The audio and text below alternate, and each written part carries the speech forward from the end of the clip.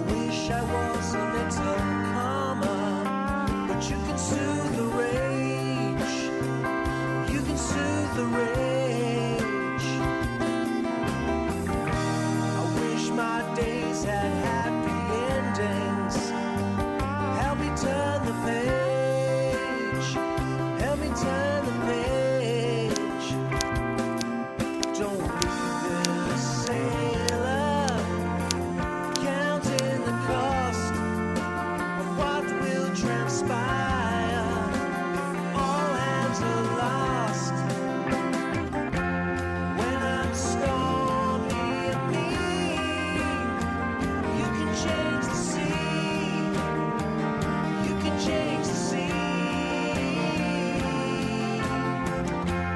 When I'm stormy and mean, you can change the sea. You can change the sea.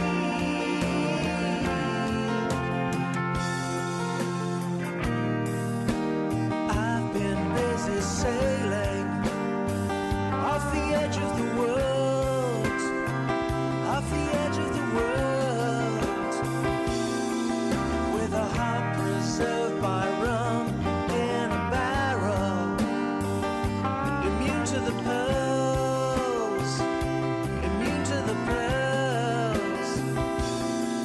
Don't leave this sailor counting the cost.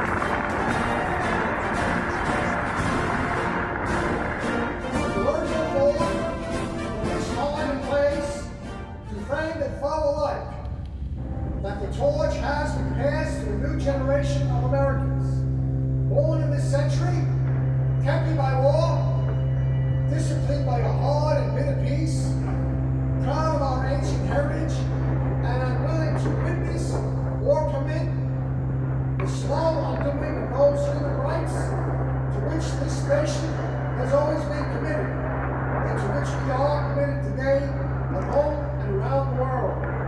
Let every nation know, whether it wishes us well or ill, that we shall pay any price, bear any burden, meet any hardship, support any friend, oppose any foe to ensure the survival and success of liberty. This much we pledge and more. In the long history of the world, only a few generations have been granted the role of defending freedom in its hour of maximum danger. I do not shrink from this responsibility. I welcome it.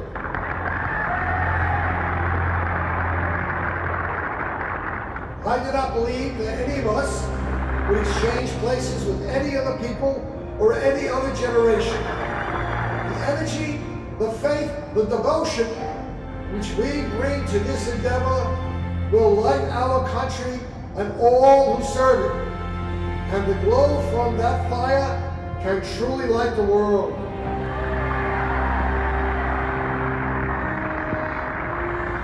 And so, my fellow Americans, ask not what your country can do for you, ask what you can do for your country.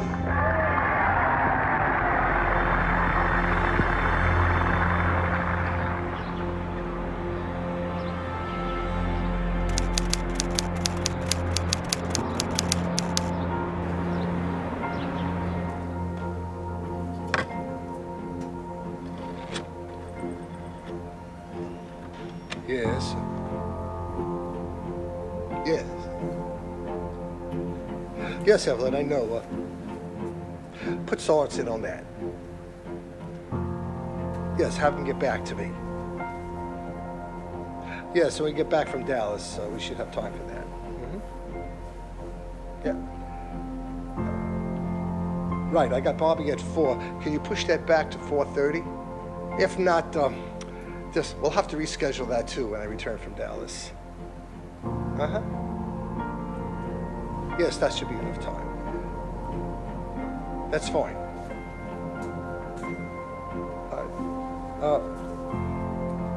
You'll let me know. He is? Okay, yes, Jeff is here now. Uh-huh. Well, just send them in when Jeff comes out. Mr. President, Yeah, hold on. Hold him another minute.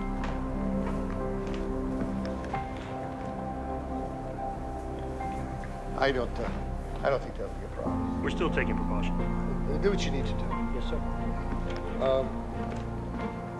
Yes. Uh-huh. Oh, and Jeff, Yes. when you come back, bring my brace. You'll help me on with it, okay? Yes, sir. Thank you. Hello, Evelyn? Yeah, sorry about that. Yes. It's already giving me the pain. Yes, yeah, I'm having a bad day. Just let Dr. Tavell know. I'll need a Protocaine shot before we take off. And some extra pills for the trip. Yes, right. Okay, thanks.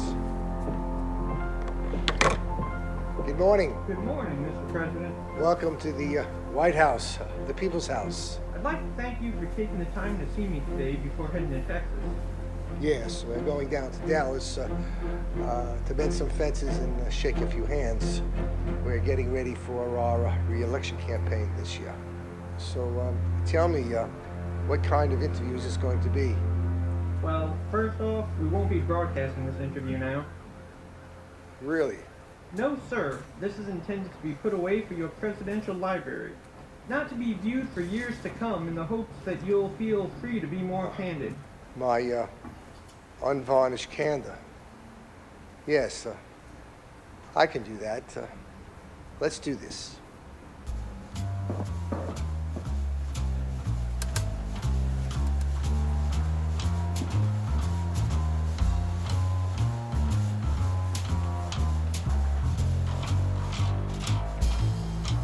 So you were born in Boston, is that correct? Yes. Yes, I was born in Boston in 1917 to a high-profile political family. And what was your place amongst your siblings? I have 8 brothers and sisters. We are all very close. We were all very close growing up and remain so to this day. We had 5 girls and 4 boys. It was a great pleasure growing up in such a large family. I was the second son of a family with a great fortune. Were there any rules in the household? I don't think you can grow up in a house with 9 children without some rigid authority. While my mother enforced the day-to-day rules, it was my father who we seeked. I believe it did us a world of good. As parents, my parents were a wonderful team. How was your dad? We all respected my father, not because he demanded it, but because he commanded it without saying a word, just by his mere presence. I learned early in life what it was like to be in the presence of greatness. Whatever good we Kennedys have brought to the world, we learned it from my father, growing up by always trying to earn his respect. Surely there must have been some life lessons to be learned back then. We were all taught early in life that we were born into a world of privilege. My parents made that clear by telling us when one is given much, much is expected. Now, some harsh things have been said about my father during his political career. Let me say this about that. When it came to his children, he was always there. Always. He believed that we should all find our own way in life to do what we wanted to do with one rule. You must be the best. Second place was not good enough. He didn't mind if we went out and made our own mistakes. He used to say, that's fine, just don't you dare go out and make my mistakes. How about your school days early on? What was that like for you? During my school days, I kept changing my mind about what I wanted to do. At first, I thought I wanted to be a history teacher. Then I thought I wanted to be a newspaper editor, to go out to California and study journalism, where the weather was great and the girls were greater. I kept on changing my mind.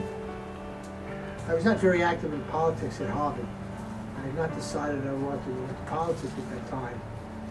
I don't think that there's any politician that knows what he's going to become a politician during college. I never knew what I wanted to do as a career. I once went to my father for his advice when I thought I wanted to go into elected politics, like my brother Joe.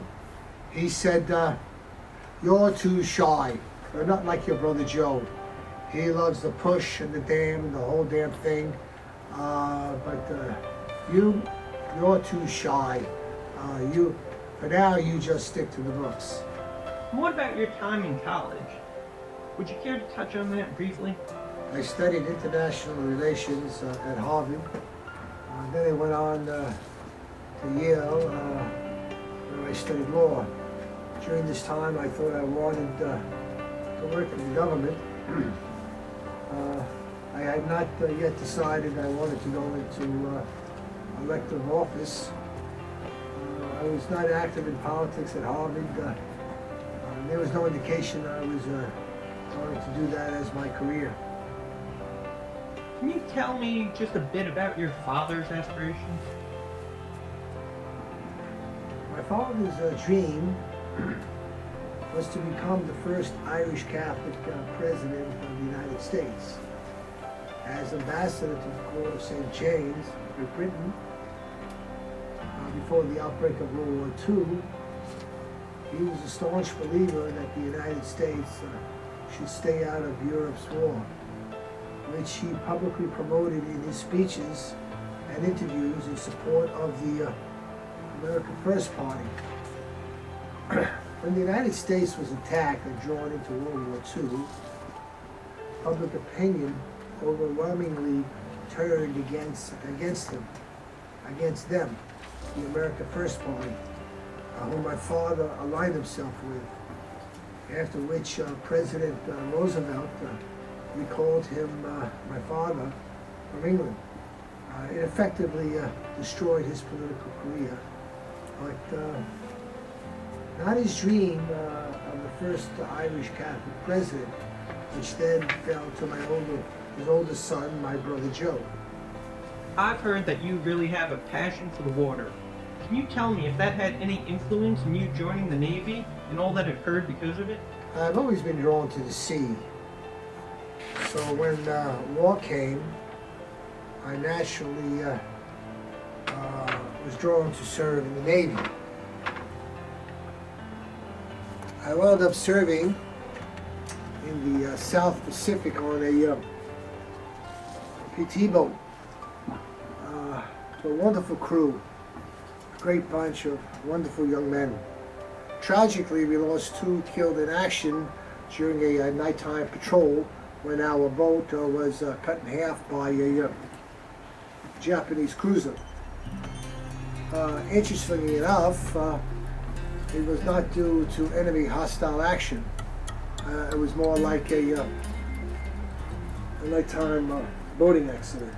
I found out after the war that the crew on the Japanese cruiser didn't even know we were there, even after they had ran over us.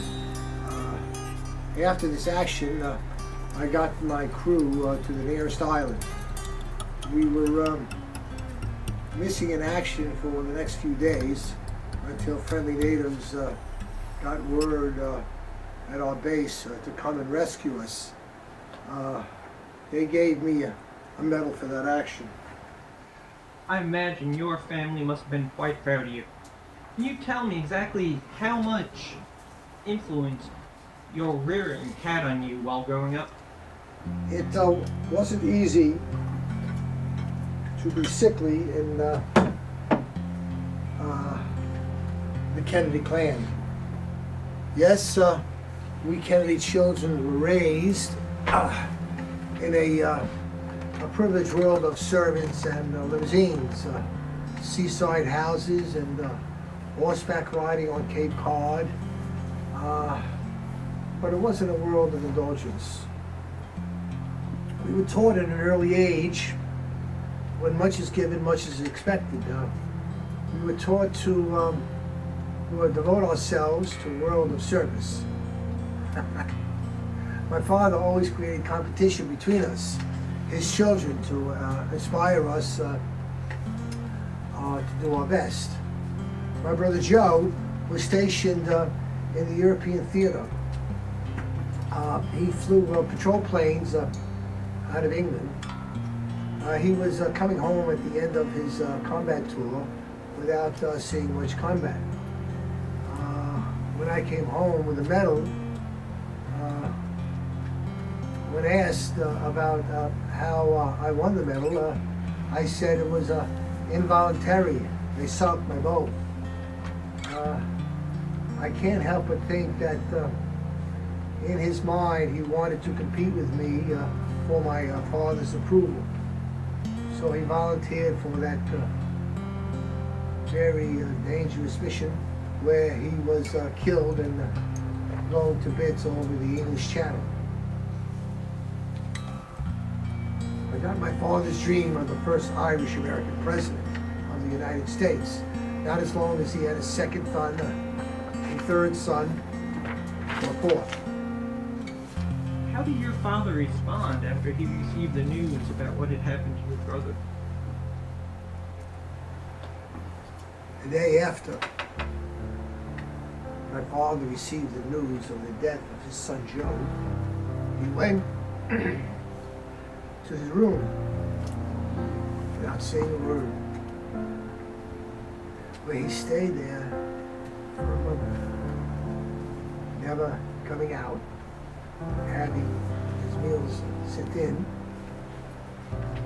And he just stayed there playing his opera records. When he finally emerged, he was never quite the same man. He seemed to have aged. And do you feel that your father ever really got over it? Years later, after the war, we were all staying in our Palm Beach winter home. An old family friend, the writer Tim Considine, came to interview my parents about their children. He asked about how we were all doing and about what was going on in our lives for a magazine article he was doing. My parents were only too glad to talk about us. After a while, he thanked my parents, and then he asked my father, well, what about Joe? He told me about everyone except Joe. My father just dropped his head and started to cry and said, ask her. I can't talk about him. He was never the same man after Joe died, after he lost his oldest son. And what sort of impact did losing your brother have on you, directly? I can't help but think that that accident, had it not happened with my boat out at sea, and had I not received the medal, and had my father not encouraged competition between Joe and myself as kids, he might not have taken on that dangerous mission and would not have been killed trying to compete with me to please our father. That still weighs on my mind to this day. let's move on to your first trip to Congress.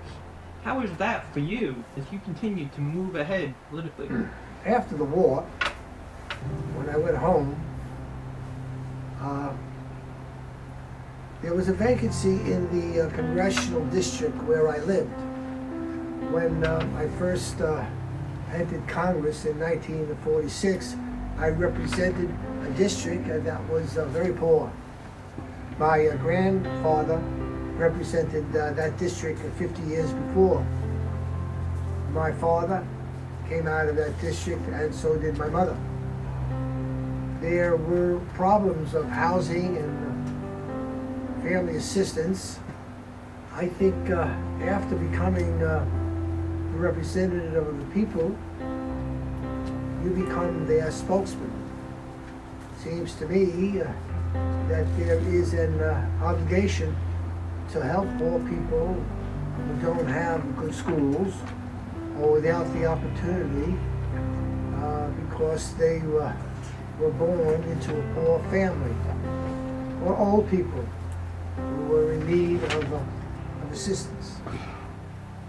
You have been very public about the importance of social issues.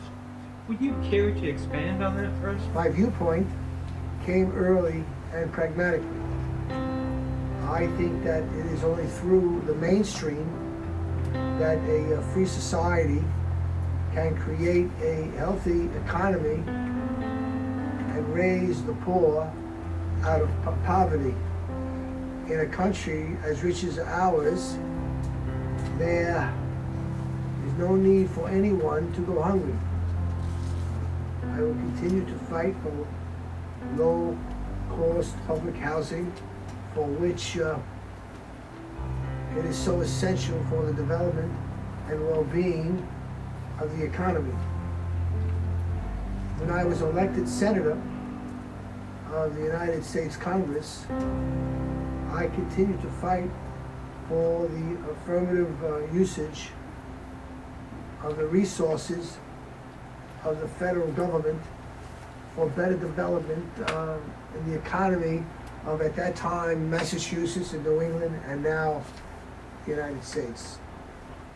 Were you ever involved in sports growing up? I was always very interested in football.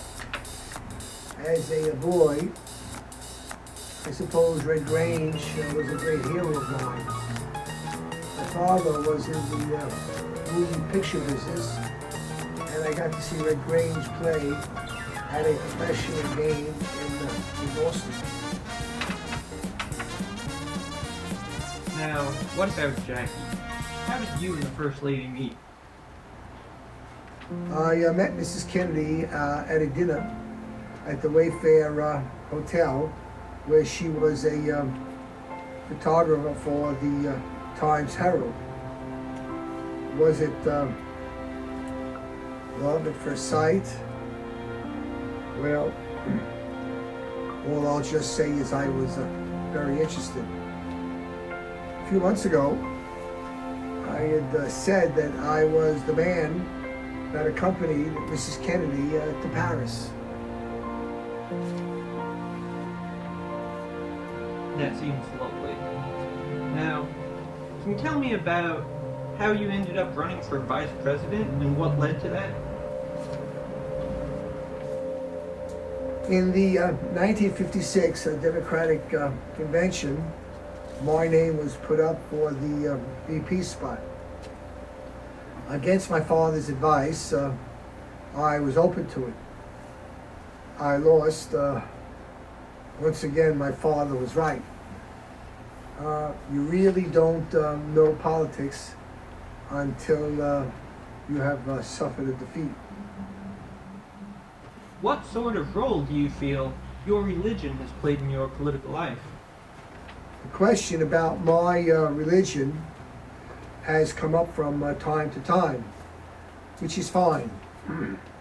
The best way to answer this is openly, is to permit me to say the Constitution's separation of church and state.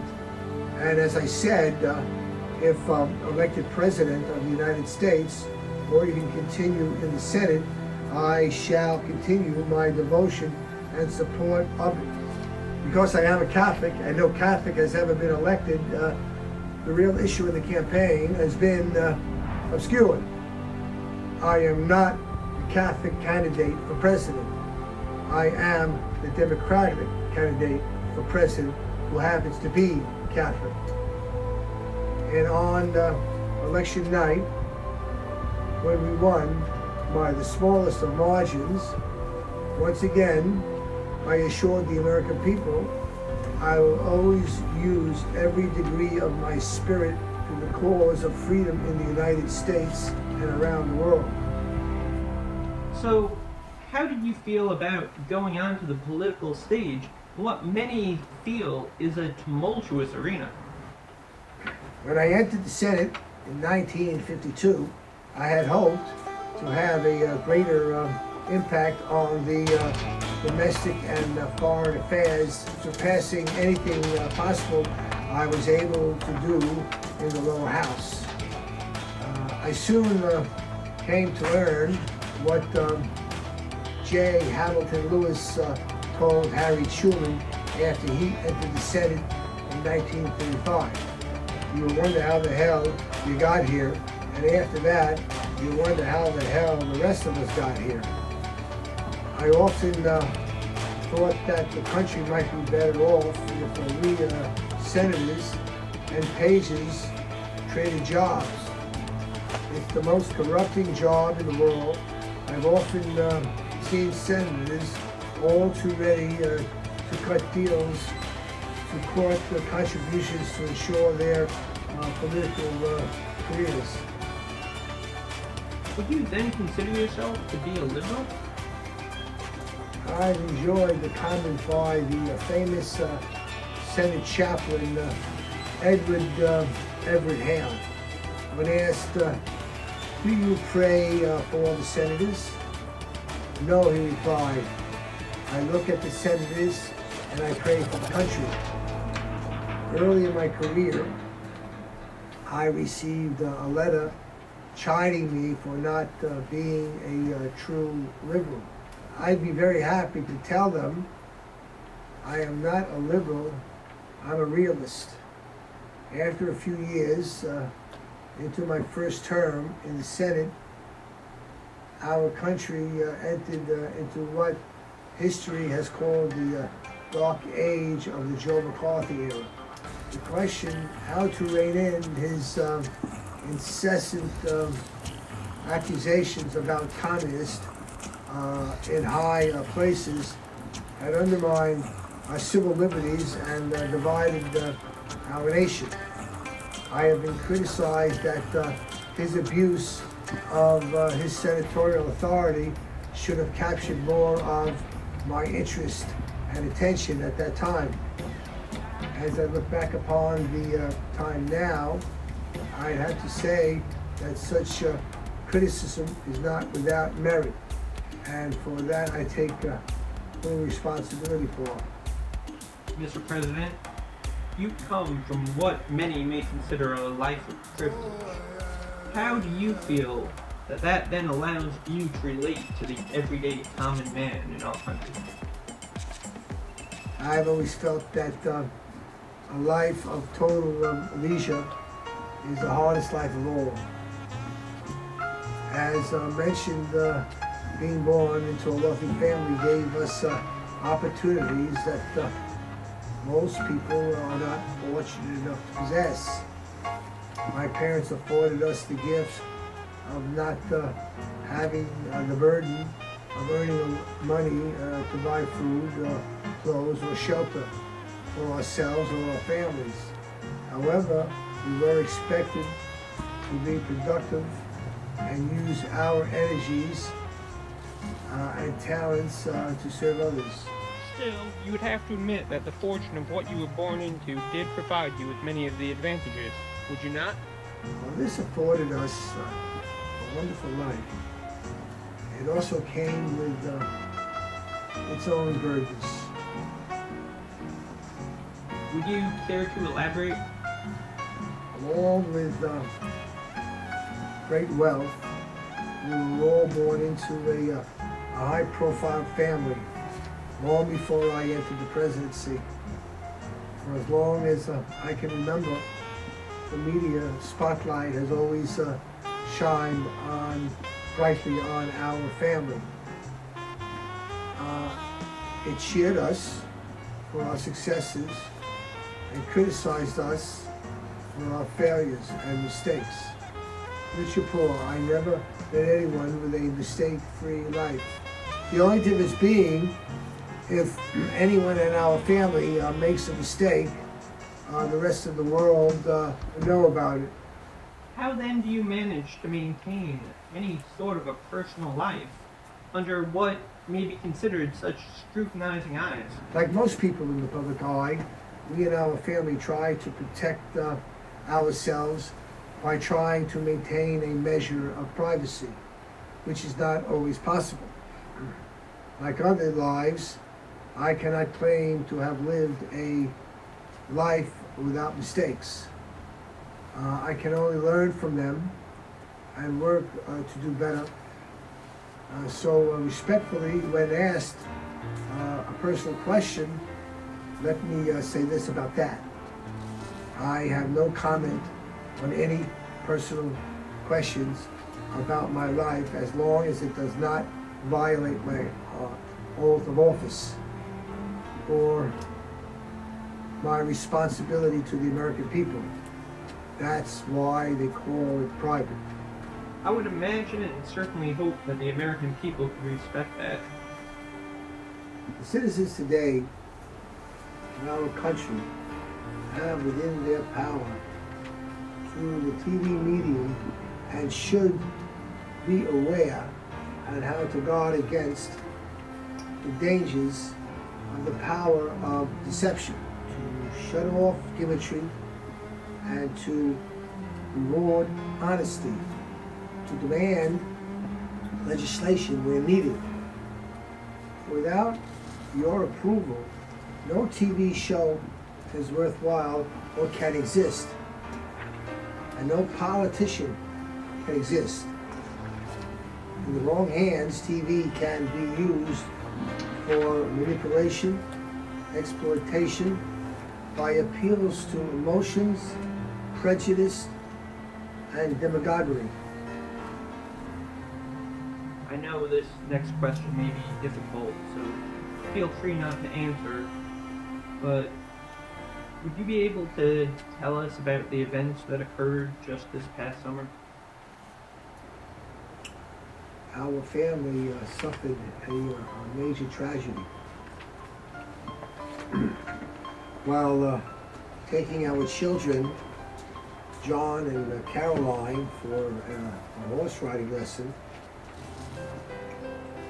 Mrs. Kennedy suffered a miscarriage with our son. We had planned to name Patrick.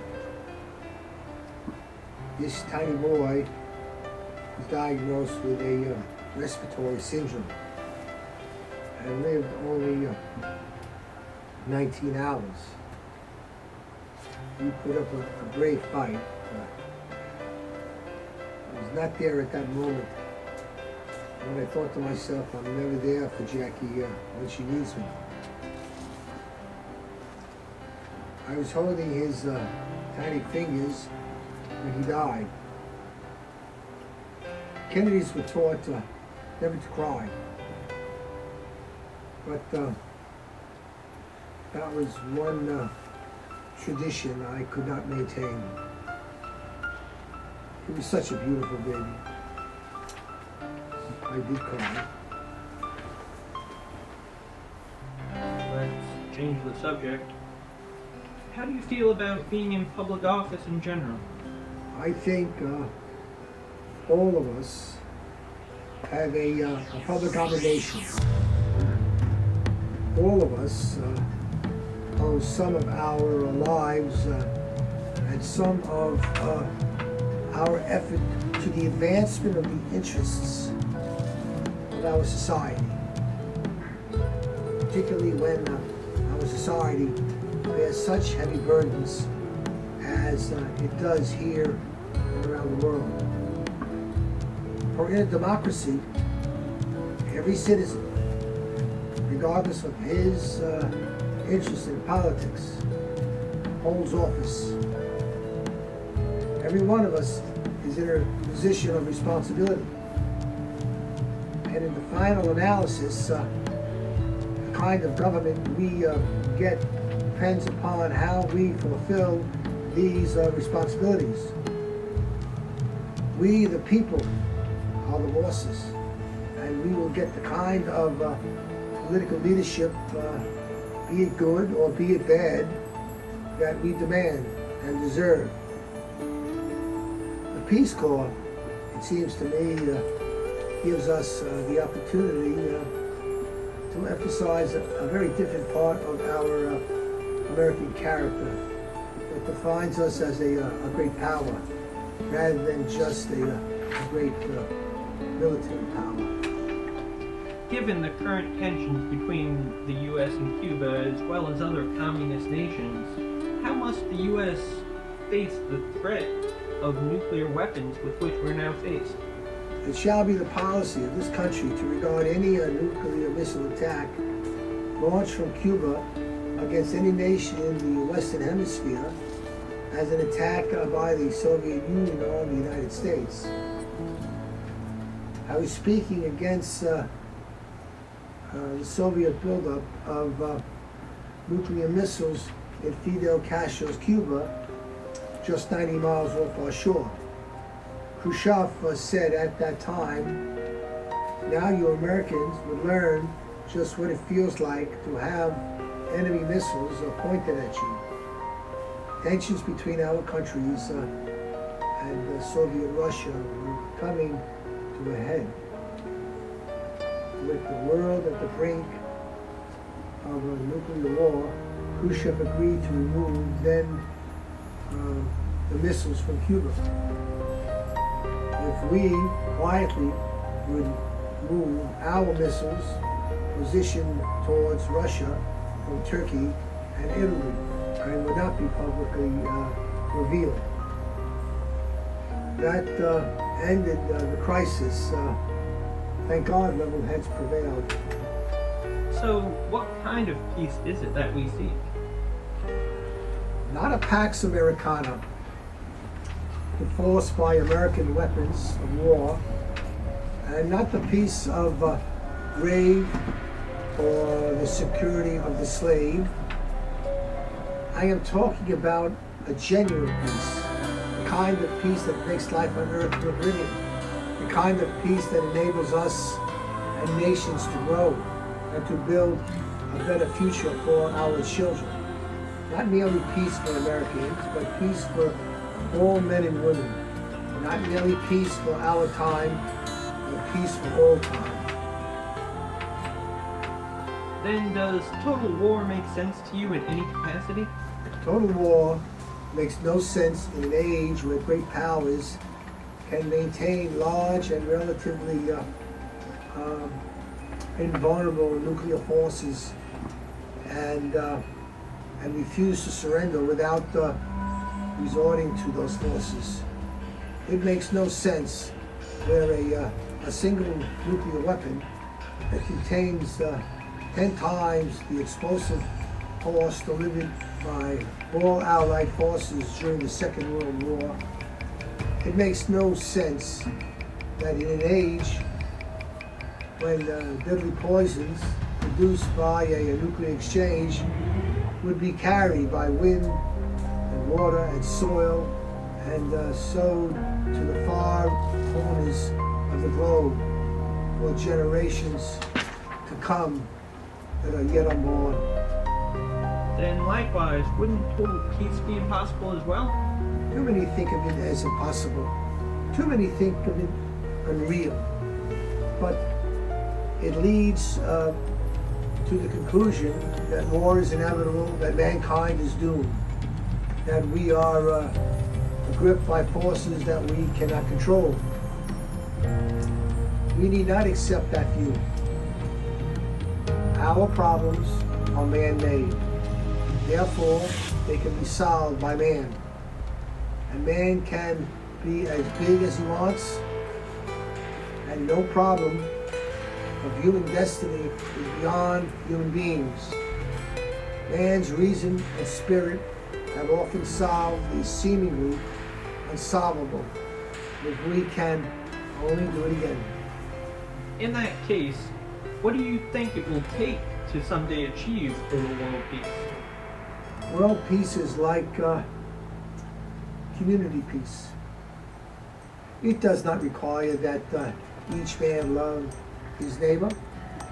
It requires that each man must live together in mutual tolerance by submitting their disputes to a just and peaceful settlement.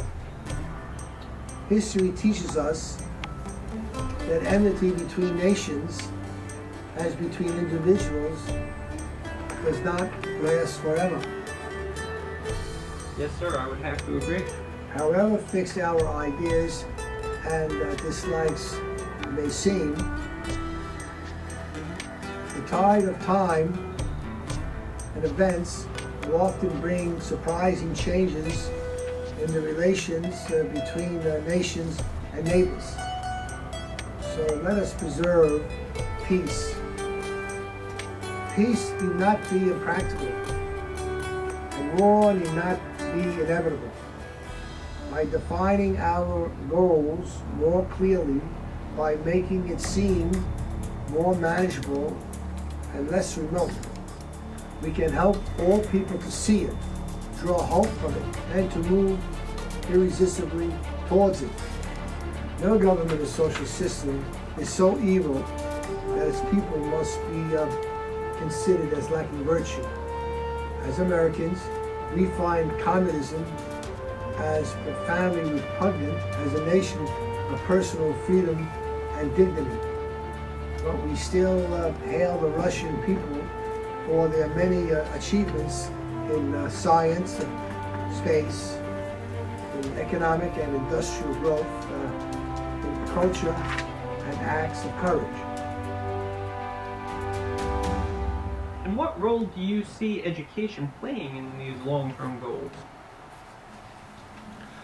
I firmly believe in education as a vital tool to help America and its allies to triumph over Soviet expansionism. Education is the keystone in the arc of freedom and progress.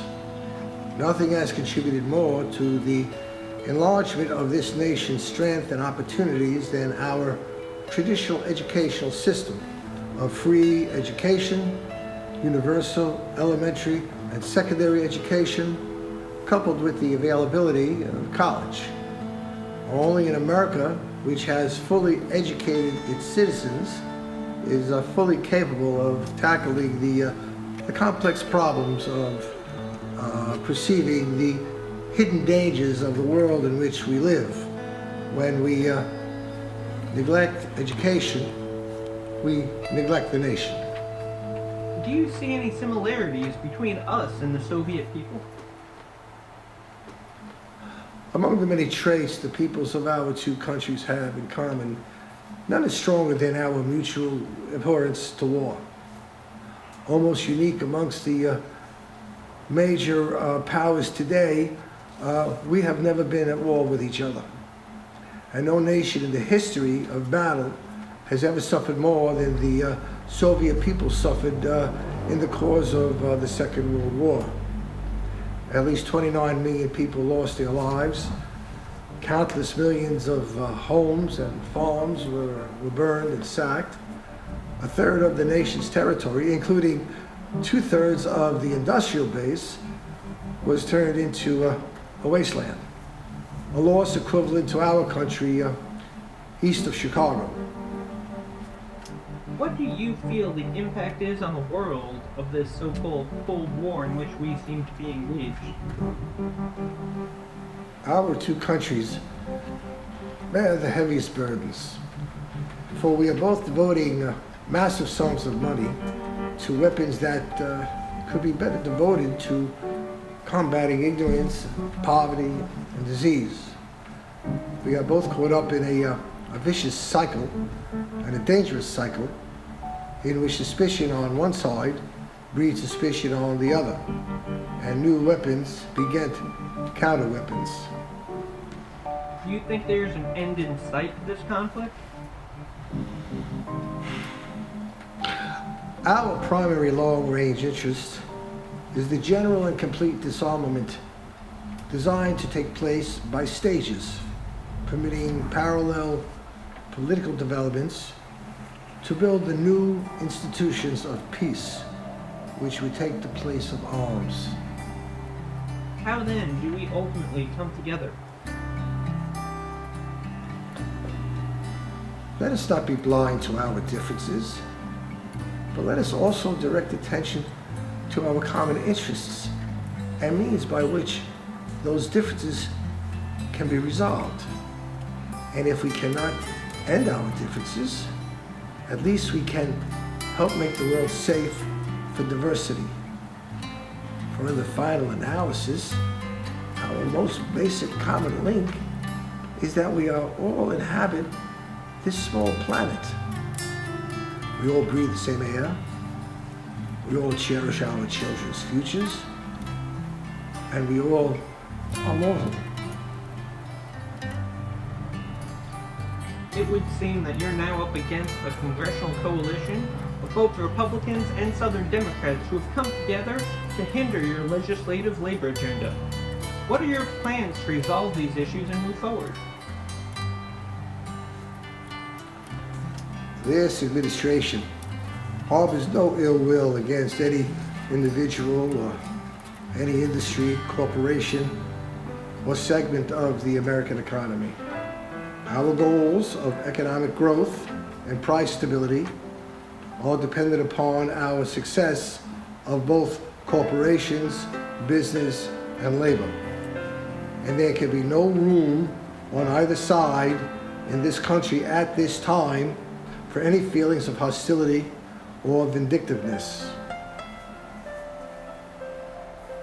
Mr. President, we're beginning to see more and more lately in TV and the newspapers and other media about the impact that industry and expansion is having on our environment.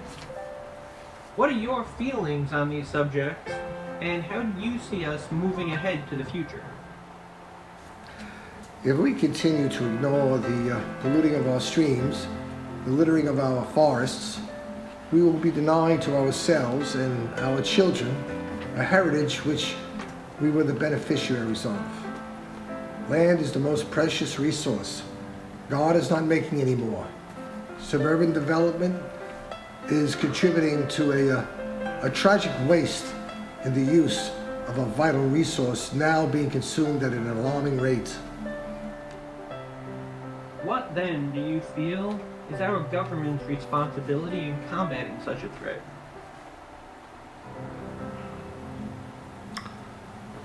Open space must be preserved to provide parks and recreation, conserve water and other natural resources, to prevent erosion, to protect against floods and avoid the wasteful expansion. Open land is also needed to provide resources for the future to control the rate and character of community development. We must reaffirm our dedication to the sound practices of conservation, which can be defined as the wise use of our natural environment. It is in the final analysis the highest form of national thrift. The prevention of waste and despoilment of our natural resources while renewing the quality of these resources. Wise investment in a resource program today will return vast dividends tomorrow, and failure to act now may be opportunities lost forever. At the moment, you're currently working on legislation regarding civil rights. Why do you think this is such an important topic, and what do you think your chances are of getting it passed in Congress? Racial, religious, sex, and age discrimination must be eradicated to keep faith with our ideals and to strengthen our resources and speed our growth. Though I I don't think we can undo the past. In fact, the past is going to be with us for a good many years in uneducated men and women who lost their chance for a decent education. We have to do the best we can do for now. That is what we're trying to do.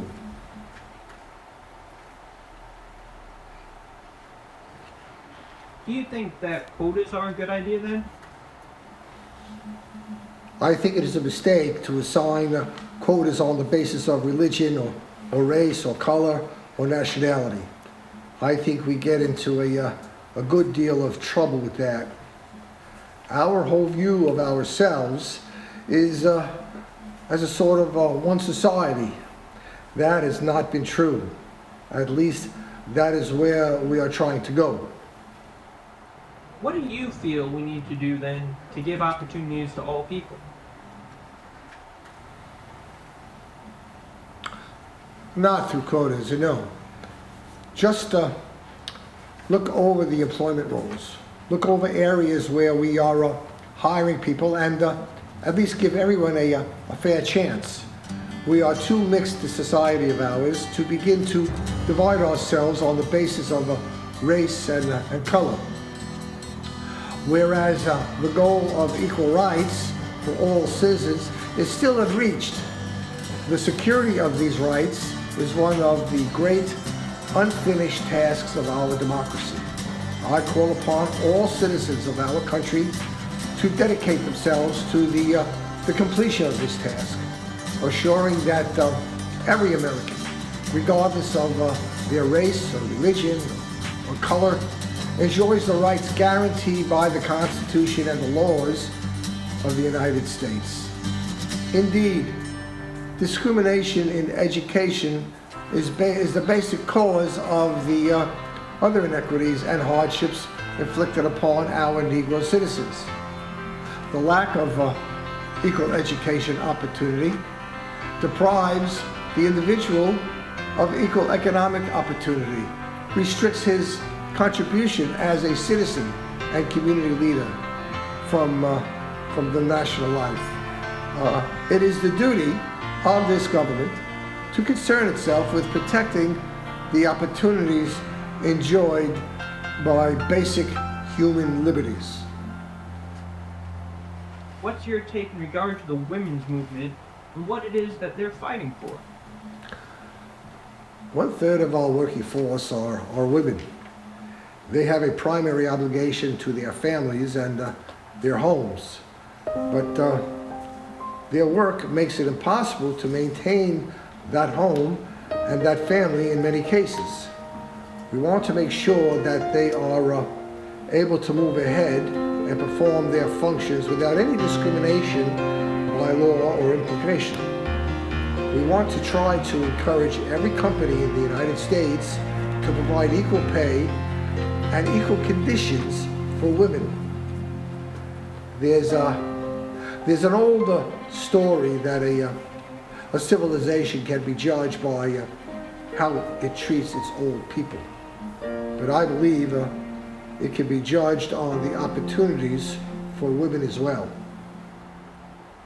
I'd like to discuss with you for a minute your foreign policy agenda and how it is that you hope history might judge you for it. Well, there's obviously a great interest in foreign policy.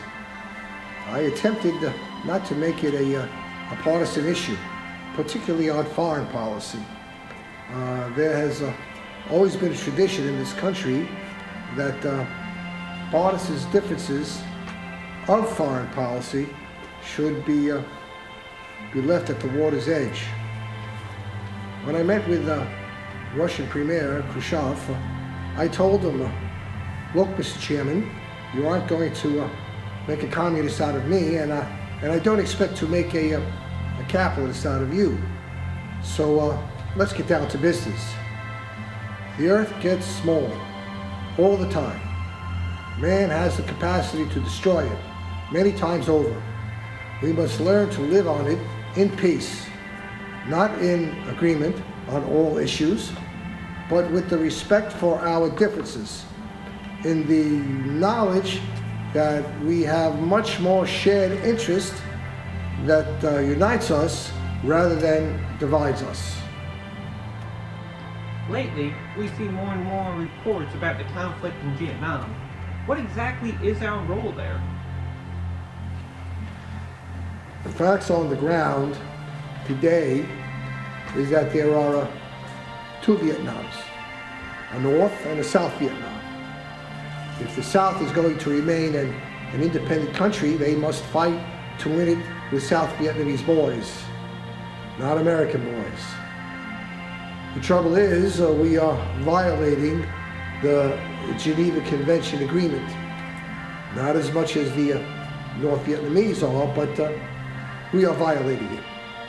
Whatever we have to do it in some kind of secrecy, and there's a lot of a danger in that. There still remains uncertainty about how to lead South Vietnam toward a greater stability and freedom from communist control without a significant increase in U.S. aid, especially American combat troops. As you know, we have 10 or 11 times as many troops there as we had a year ago. So far, we don't see the end of the tunnel. I don't think it's as dark as it was a year ago, and in some ways it's lighter, but the war remains an escalating stalemate. I told Mike Forrestow to organize an in-depth study of every possible option we've got in Vietnam, including to get out of there. We have to review this whole thing from bottom to top. Sir, you recently gave a speech in which you committed our country to landing a man on the moon and then returning him safely back to Earth before this decade lets out. Why is it you feel that it's so important to dedicate so much of our national resources to achieving this goal within just the next 6 years? All men will benefit if we invoke the wonders of science instead of the terrors. When we make a great national effort to make sure that free men are not second in space, we move in the same direction that Thomas Jefferson moved in when he sent Lewis and Clark to the far reaches of this country during his term in office. If we can get to the moon before the Russians, we should. Until we have a man walk on the moon, none of us will be satisfied. A major effort is being made as we started far behind. I will be dissatisfied until the goal is reached. And do you realistically think that this will be achievable within the time frame that you've set forth? I think before the end of the 60s, we will send a man to the moon, an American. And I think in so doing, it is not merely that we are interested in making this popular journey, but we are interested in demonstrating dominance of this new sea and making sure that this new great adventurous period, the Americans are playing their great role as they have in the past. Wisdom requires a long view. Our goal is to influence history instead of merely observing it.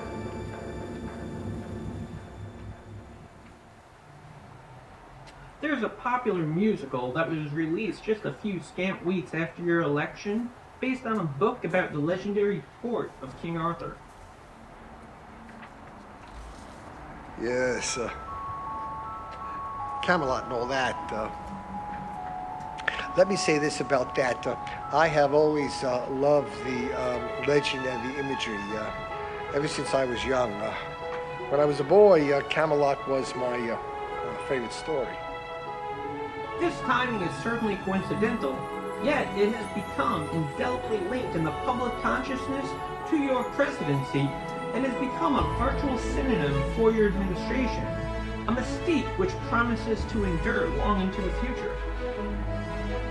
I remember seeing the play on Broadway, and I couldn't help but notice the parallels. There was a wonderful verse towards the end of the play. It went something like, "Don't let it be forgot that once there was a spot for one brief shining moment known as Camelot." I have to get ready. My ride's coming. Thank you for your time, Mr. President. It has been an honor. Well, thank you. Safe trip to Dallas, sir. Thank you. I'd like to do this again. There's just so much more I'd like to talk to you about. On your way out, why don't you speak to Mrs. Lincoln and tell her that I said that we should schedule some more time when I return from Dallas. We should have plenty of time then.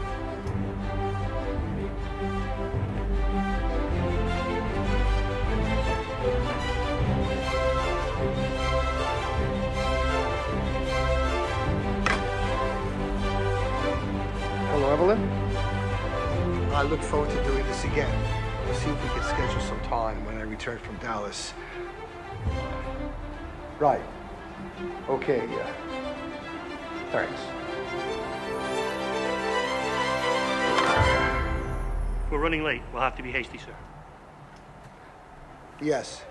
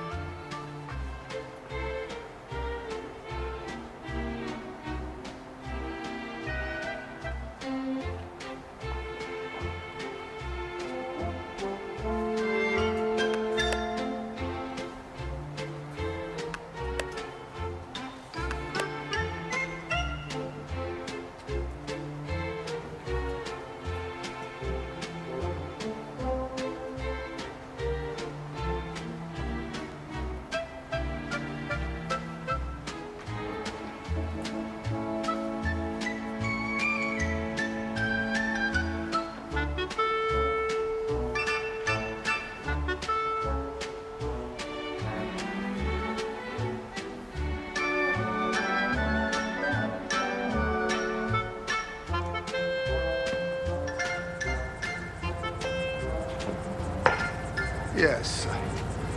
We'll have plenty of time when I get back.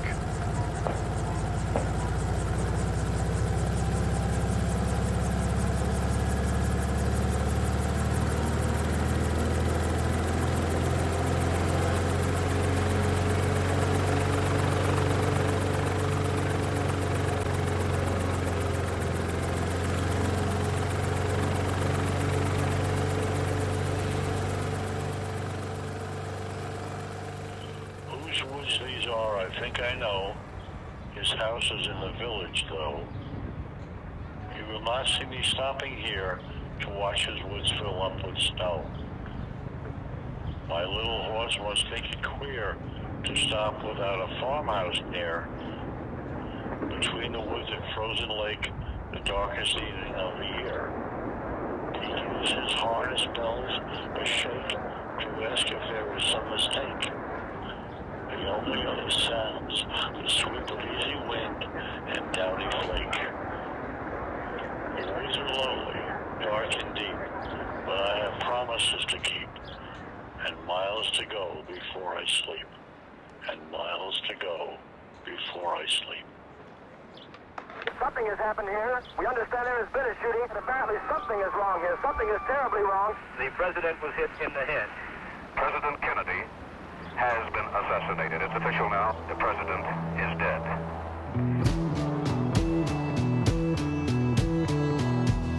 I saw my baby shot her dead with a big long gun.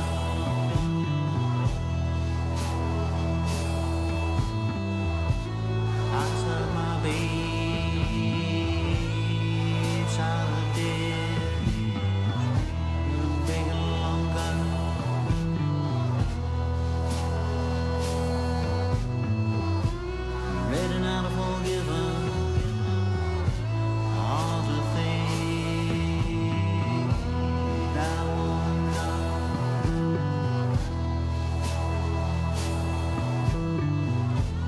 side of the